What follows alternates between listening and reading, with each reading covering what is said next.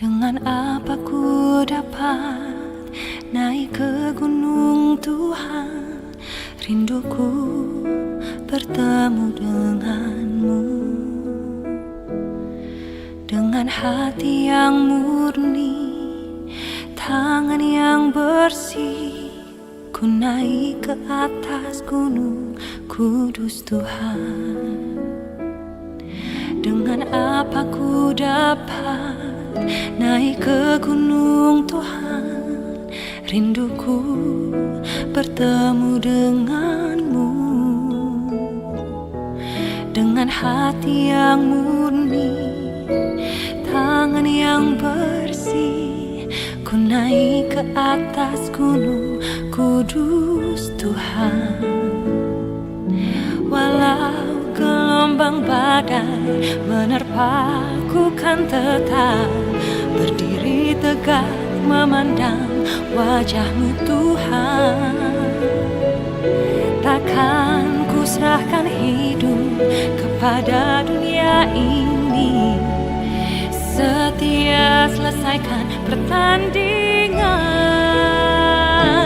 Aku berjanji mengejar yang berkenan kepada Bapa. Kebenaran, damai sejahtera, sukacita oleh Roh Kudus. Aku berjanji hidup dalam kekudusan bersama Bapa.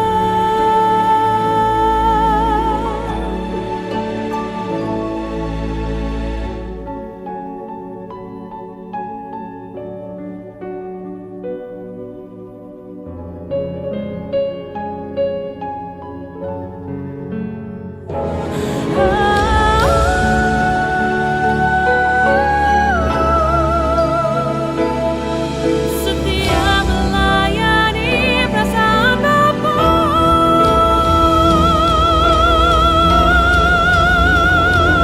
Aku berjanji mengejar yang berkenan kepada Bapa. Kebenaran, damai sejahtera, sukacita oleh Roh Kudus. Aku berjanji hidup dalam kekudusan bersama Bapa.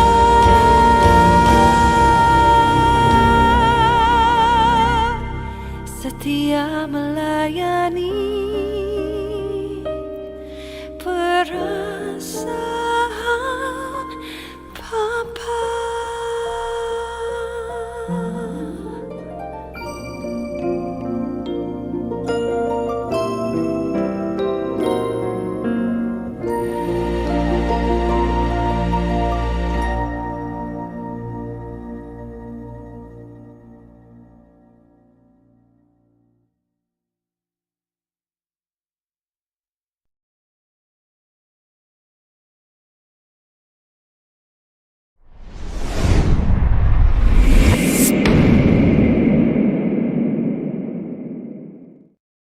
No, shalom Kathleen.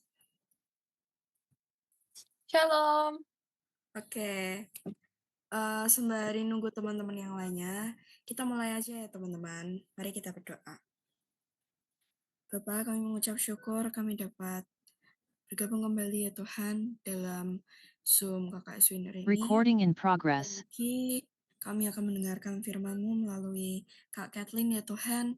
Kiranya Engkau berikan kami hikmat agar kami dapat mendengar setiap firman yang ingin Kau sampaikan melalui Kak Kathleen. Terima kasih ya Tuhan, kami serahkan Zoom KKS Winner pada sore hari ini. Dalam nama-Mu kami telah berdoa. Amin. Silahkan Kak Kathleen.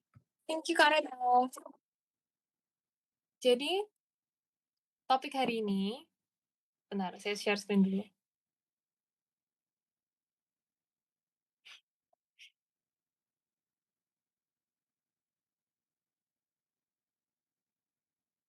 Topik hari ini adalah pikiran menentukan hidup. Ya, pada hari ini topiknya adalah pikiran menentukan hidup. Jadi, pikiran itu, kata dasarnya itu dari kata pikir, yang kalau dari KBBI berarti akal budi, yaitu ingatan, dan kata dalam hati, yaitu pendapat kita, dan mungkin banyak lagi nih, mungkin pengertian kalian dalam berpikir itu beda. Tapi, yuk mari kita coba buka Alkitab kita sama-sama di Lukas 5 ayat 22. Ada yang bisa bantu bacakan?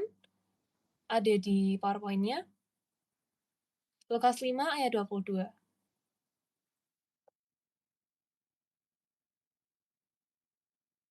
Halo?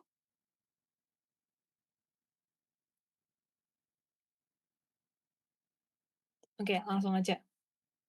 Akan tetapi, Yesus mengetahui pikiran mereka, lalu berkata kepada mereka, "Apakah yang kamu pikirkan dalam hatimu?"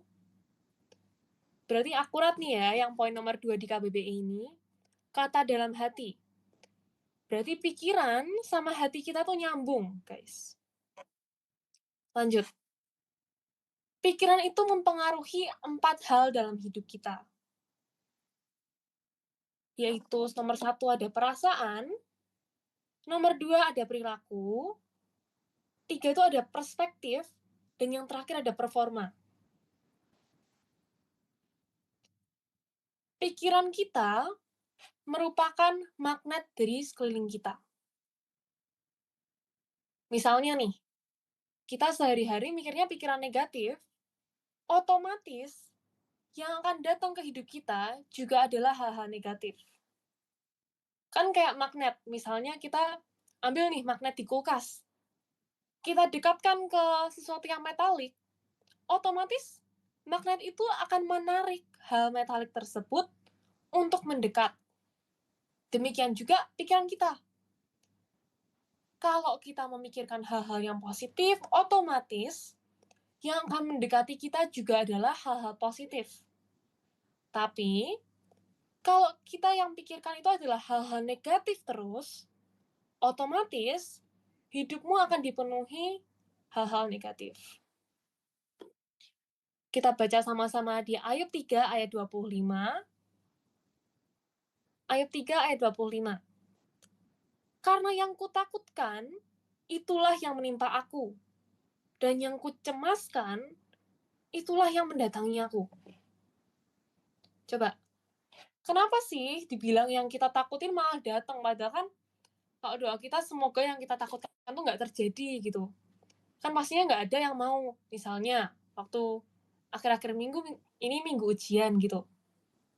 Selama ujian kan nggak ada yang mau ya. Takut nilai jelek, nggak mau dong otomatis dapat nilai jelek. Tapi di sini masalahnya dituliskan, apa yang kutakutkan, itulah yang menimpa aku. Dan apa yang kucemaskan, itulah yang mendatangi aku. Alasannya adalah, kalau kita takut, otomatis kan kita kepikiran nih. Pernah nggak kalian waktu ujian gitu, kalian takut banget nih sama ujian, misalnya ujian matematika. Terus kalian jadi susah tidur, guys. Aduh, nanti ujiannya gimana ya? Otomatis, kalau kalian ketakutan kan kalian akan terus kepikiran gitu. Dan itu akan terus berulang di kepala kalian. Dan kalau itu terus berulang di kepala kalian, kalau itu yang kalian pikirkan terus-menerus, hal itulah yang akan terjadi. Karena itu, pikirkanlah hanya yang baik. Selanjutnya, ada mental barricade. Balik ya ke 4P yang tadi, ada perasaan, perilaku, perspektif, dan performa. Kita kupas satu-satu. Yang nomor 1 ada perasaan, yaitu ada urusannya sama hati kita. Hati kita. Kalau pikiran kita penuh, perasaan kita otomatis jadi nggak karuan. Misalnya nih, waktu ujian kalian nggak bisa ngerjain, otomatis kan hatinya nggak enak nih, ketakutan. Aduh, nanti nilaiku gimana ya? Bener nggak? Biasanya gitu ya. Kalau misalnya pikiran kita penuh dan kacau, hati kita tuh jadi nggak tenang. Tapi masalahnya, kan seperti tadi sudah disampaikan di awal, pikiran kita tuh nyambung sama hati, dan hati kita nyambung sama pikiran. Kalau pikiran ruwet, berarti hati perasaan nggak karuan. Tapi, kalau pikiranmu ruwet, itu berarti di hatimu juga ada sesuatu yang salah. Karena itu kalau misalnya kalian lagi banyak pikiran atau banyak overthinking gitu, coba kalian cek hati kalian, jangan-jangan there's something wrong with your heart gitu. Selanjutnya, perilaku. Pikiran kita mempengaruhi perilaku kita. Dan perilaku kita dipengaruhi oleh perasaan. Jadi perasaan mempengaruhi perilaku kita dan akhirnya mempengaruhi kebiasaan kita. Nah, masalahnya nih, kebiasaan kita mempengaruhi masa depan kita. Misalnya, seorang atlet nggak mungkin dalam sehari mendadak latihan terus langsung ikut lomba. Kan nggak mungkin nih, guys. Otomatis, dia harus latihan berhari-hari, berbulan-bulan, bahkan bertahun-tahun, hingga menjadi kebiasaan, dan setelah itu baru dia bisa berlomba di kejuaraan untuk mendapatkan hasil yang maksimal. Nah, demikian pula dalam hal ini. Perilaku kita dan dari kebiasaan kita yang terus-menerus menumpuk, dari jam ke hari, ke bulan, ke tahun, lama-lama jadi kebiasaan nih. Kebiasaan yang buruk itu akan berpengaruh kepada cara orang menilai kamu. Misalnya lagi nih, kalau misalnya kebiasaan ketemu orang nggak mau nyapa, otomatis kita akan dicap sebagai orang sombong. Oh, dia nggak mau nyapa nih, sombong banget. Iya kan? Dan masalahnya kita juga nggak bisa nggak peduli sama hal-hal kayak gini. Karena bagaimanapun, kita hidup di dunia ini nggak sendirian. Kita butuh orang lain dalam hidup kita. Nanti kalau kita kerja atau kuliah, dan dalam kehidupan sehari-hari pun, kita butuh orang lain. Jadi nggak bisa kita nggak peduli, benar-benar kayak, ya udah dia mau mikir apapun tentang aku, nggak masalah. Nggak bisa 100% kayak gitu, guys. Selanjutnya, ada perspektif. Cara pandang kita bisa membuka atau menutup pintu-pintu di dalam hidup kita. Pintu-pintu ini apa sih? Pintu-pintu ini adalah kesempatan-kesempatan. Mungkin bahkan kesempatan-kesempatan yang nggak datang 2 kali. Kalau kebiasaan kita berpikir negatif atau negative thinking, bahkan ngelihat pintu kebuka pun, kita akan melihatnya sebagai pintu tertutup. Karena kan kita kebiasaan melihat sesuatu dengan cara buruk nih. Jadi pintu yang terbuka pun, ada kesempatan pun, kita nggak bisa lihat karena kita terlalu terbiasa melihat sesuatu sebagai hal yang negatif. Jadi, bahkan bisa kehilangan kesempatan-kesempatan penting dalam hidup kita. Selanjutnya, yang terakhir yaitu performa. Siapa di sini yang kalau ngerjain tugas cepat selesai atau nggak bolong-bolong gitu? Ada? Saya nggak tahu ya, karena ini lagi muka yang berbeda. Tapi boleh deh raise hand di sana. Siapa yang ngerjain tugasnya tuh nggak bolong-bolong dan benar-benar rutin, on time, hingga diserahinnya ke gurunya tuh waktunya bener gitu? Nah, hal ini juga dampak dari kebiasaan. Kalau kita terbiasa disiplin, otomatis performa kita juga disiplin. Tapi kembali lagi, judulnya juga mental barrier nih.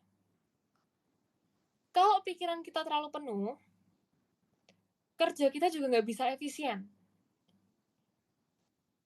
Misalnya, akan saya beri contoh untuk semuanya. Misalnya kalau kita lagi kepikiran nih, mau mengerjakan sesuatu kan jadi nggak tenang, nggak fokus.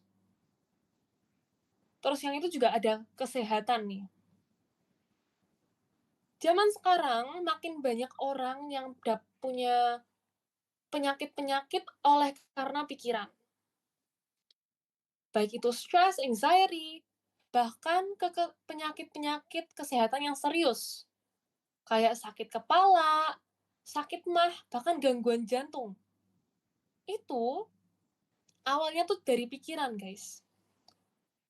Jadi bukan yang nggak serius gitu, pikiran tuh nggak serius gitu dampaknya. Salah. Pikiran itu bahkan bisa menyebabkan gangguan jantung yang bisa mengarah ke kematian. Jadi pikiranmu itu benar-benar suatu hal yang diciptakan Tuhan dan bisa berdampak serius dalam hidupmu. Untuk slide terakhir, ayat hari ini. Roma 12 ayat 2. Janganlah kamu menjadi serupa dengan dunia ini, tetapi berubahlah oleh pembaharuan budimu, sehingga kamu dapat membedakan manakah kehendak Allah, apa yang baik, yang berkenan kepada Allah, dan yang sempurna. Ada di Roma 12 ayat 2.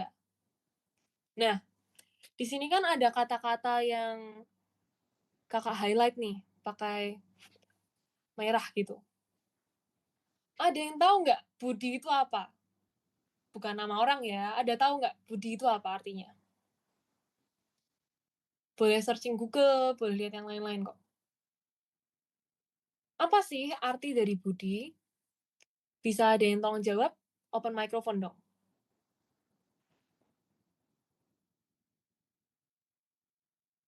Halo? Budi artinya adalah akal, pikiran, kesadaran, serta watak atau akhlak yang baik. Pintar sekali. Bener. Budi itu, kayak misalnya kita kan mungkin ketemu orang nih, namanya Pak Budi atau Bu Budi gitu. Ini Bu Budi, ini Bapak Budi. Artinya tuh pikiran, akal, kecerdasan, atau kesadaran. Jadi disuruh berubah ini oleh pembaharuan budimu, berarti disuruh berubah oleh pikiran kita yang diperbaharui. Artinya, kalau kita mau hidupmu berubah, kamu mau hidupmu berubah, dari hidupmu yang mungkin sekarang malas-malesan, kamu nggak puas dengan hidupmu yang sekarang, dalam arti bukannya nggak puas dalam hal materi atau hal-hal lain, tapi kamu merasa kamu harus improve dirimu, yang pertama kali kamu harus improve, itu mindsetmu atau pikiranmu.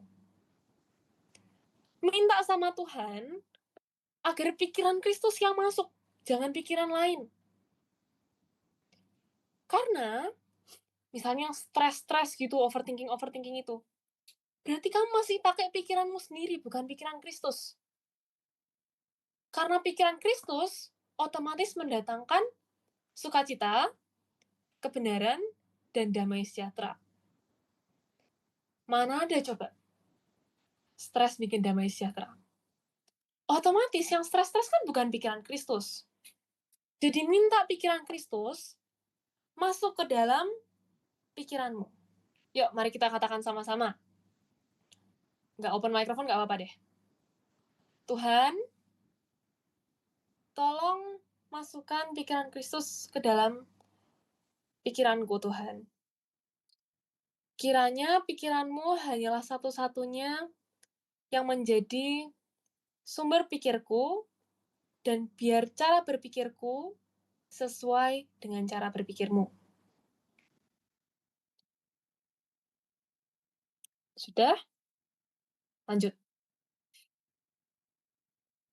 Punya pikiran Kristus itu bisa apa, guys?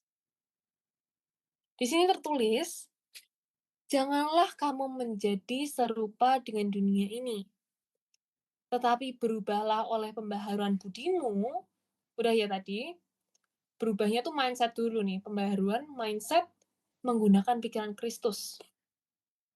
Sehingga kamu dapat membedakan mana yang kehendak Allah, apa yang baik, yang berkenan kepada Allah, dan yang sempurna.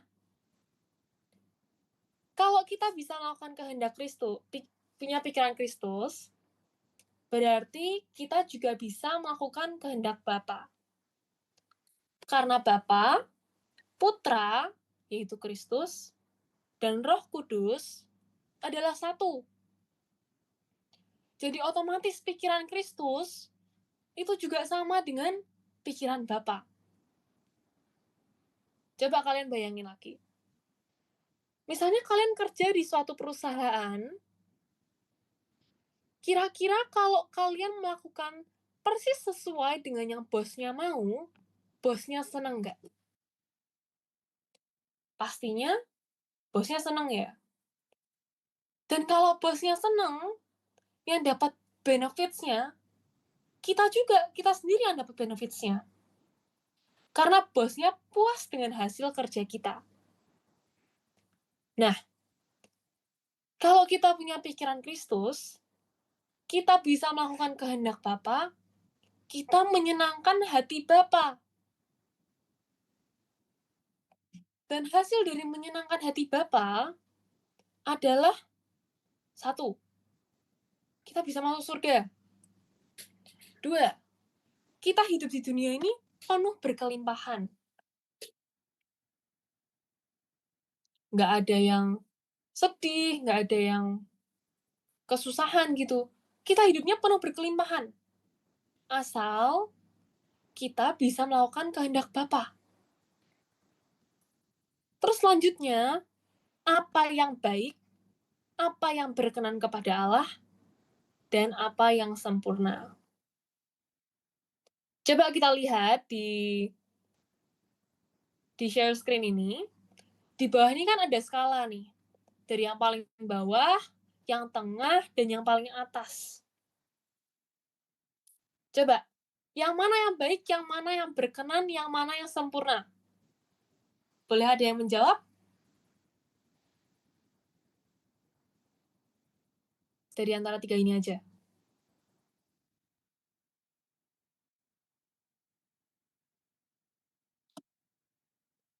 Baik, berkenan, dan sempurna. Yang paling atas. Yang mana yang paling atas?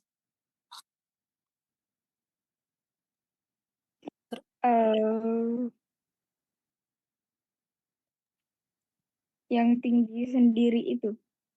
Termasuk yang apa yang paling atas? Oh, yang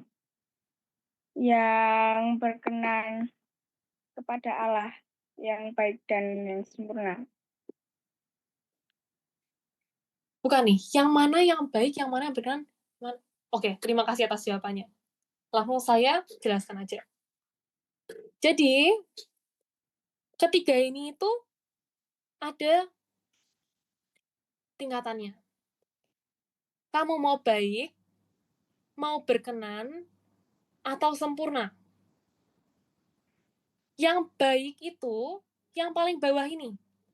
Ini tuh kayak bare minimumnya gitu loh guys. Yang baik itu yang paling bawah. Yang berkenan itu yang tengah. Dan yang sempurna itu yang paling atas. Ibaratnya kalau di sekolah kita ada ujian, nilai KKM-nya anggap aja 68 gitu. Minimal lulusnya tuh 68. Baik itu, kalian cuma dapat nilai 70. Baik sih. Ya, boleh sih kerjaannya, tapi pas-pasan gitu, pas-pasan. Nggak bener-bener sesuai banget, tapi cukup baik. Itu baik. Itu kenapa dia ada di yang paling bawah sini. Berkenan itu ada di tengah. Kenapa? Karena berkenan itu kayak, oh bolehlah. Dia sudah mudeng maksudnya, itu kayak nilai 85 anggap aja. Sudah paham maksudnya, cuman bisa lebih lagi. Berkenan. Sesuai, cuman nggak maksimal. Itu kenapa berkenan ada di tengah di sini. Cukup berkenan, tapi masih bisa ditingkatkan. Dan yang terakhir yang paling tinggi ini adalah yang sempurna. Sempurna itu nilai 100. Udah benar-benar perfect banget. Ya itu berarti kita sudah paham kehendak Bapa, Bapa mau apa, dan kita juga sudah mengeksekusi. Nggak cuma paham-paham aja. Itu mungkin di baik, paham-paham aja. Oh ya udah baik, paham. Nggak cuma melakukan sebagian kehendak Bapa. Itu masuknya diperkenan. Karena kita nggak melakukan semua. Tapi kalau kita mau yang sempurna, yang melakukan yang lebih untuk Tuhan, kita harus melakukan kehendak Bapa, dan kita sebelum melakukan, harus tahu dulu otomatis. Caranya gimana? Kembali lagi ke topik hari ini, adalah mengenakan pikiran Kristus. Jadi, konklusinya, kalau kita punya pikiran Kristus, pikiran kita tuh menentukan hidup. Masalahnya manusia seringkali berpikir nggak cuma hal-hal positif, tapi juga hal-hal negatif. Masalahnya, kalau kita memikirkan hal-hal negatif, yang datang hal negatif, kalau kita memikirkan hal-hal positif, yang datang juga hal-hal positif. Karena itu, gimana caranya agar kita bisa memikirkan hal-hal yang positif? Kita minta pikiran Kristus. Nah, pikiran Kristus itu bisa apa? Bisa melakukan kehendak Bapa. Kehendak Bapa itu bisa kita lakukan dengan baik, bisa kita lakukan dengan berkenan, dan bisa kita lakukan dengan sempurna. Coba setiap hari tumpangi tangan di atas kepala kita, terus bilang, Tuhan, tolong masukkan pikiran-Mu ke dalam pikiranku. Aku mau Tuhan untuk melakukan kehendak Bapa hari demi hari. Sekian, the mind is a factory of ideas. Jadi, pikiran kita adalah sumber dari segala ide. Baik itu ide yang baik maupun ide yang enggak. Tapi sebisa mungkin, tolong pikirkan hal-hal yang baik-baik saja, karena hal itu juga menentukan apa yang datang kepada kita. Sekian. Apakah ada pertanyaan?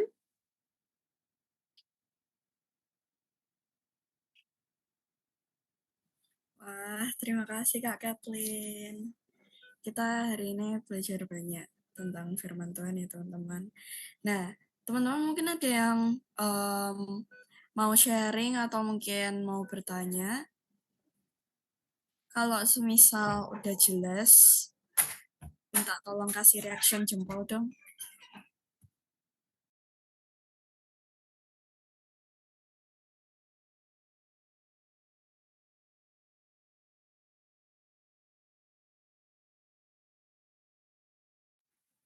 Berarti hari ini udah jelas banget ya apa yang mau disampaikan Tuhan melalui Kak Kathleen. Terima kasih Kak Kathleen. Thank you. Oke, teman-teman, untuk menutup Zoom KKS Winar pada sore hari ini, mari kita berdoa. Tuhan, terima kasih buat hari ini ya Tuhan. Kami sudah paham dan kami juga sudah mendengarkan setiap firman-Mu mengenai pikiran Kristus, biar kami dapat apa yang sudah kami dengar, kami dapat lakukan di kehidupan kami sehari-hari, kami dapat memiliki pikiran Kristus, dan kami gunakan di kehidupan kami sehari-hari. Terima kasih ya Tuhan, kami serahkan aktivitas kami selanjutnya dan kehidupan kami selanjutnya dalam tangan-Mu. Dalam nama-Mu kami telah berdoa dan mengucap syukur. Amin. Terima kasih teman-teman semuanya. Terima kasih juga buat Kak Kathleen. Thank you semuanya. Yesus Terima memberkati. kasih, God dadah bless. semuanya. Makasih.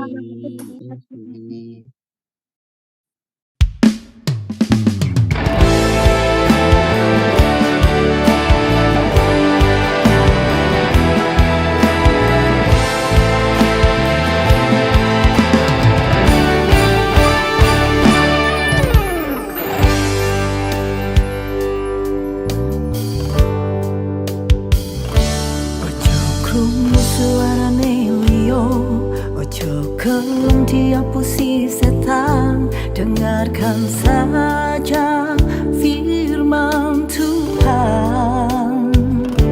Ojo krungu suarane liya, ojo gelem diapusi setan. Dengarkan saja